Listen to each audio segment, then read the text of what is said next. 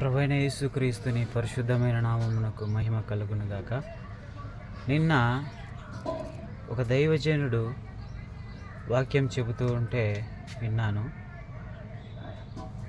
సొలొమోను రాజుని దేవుడు ఎంతో గొప్పగా ఆశీర్వదించినాడు.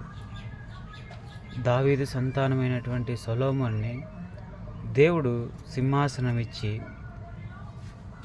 అతన్ని ఎంతో గొప్పగాను ఆశీర్వదించినాడు.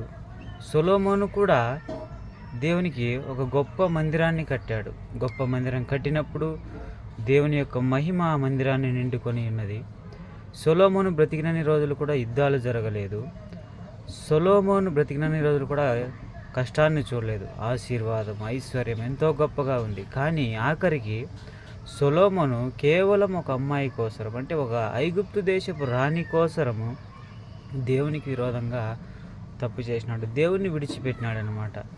కాబట్టి మన జీవితాల్లో దేవుడు ఎన్నో గొప్ప కార్యాలు చేసింటాడు. దేవుడు మనకు అవి మరిచిపోకోకుండా మనము దేవునికి కృతజ్ఞతగాను సాక్షిగాను బ్రతకాలి. సొలొమోను ఆఖరి దినముల్లో ఆయన దేవునికి విరోధంగా ఒక పాపం చేశాడు.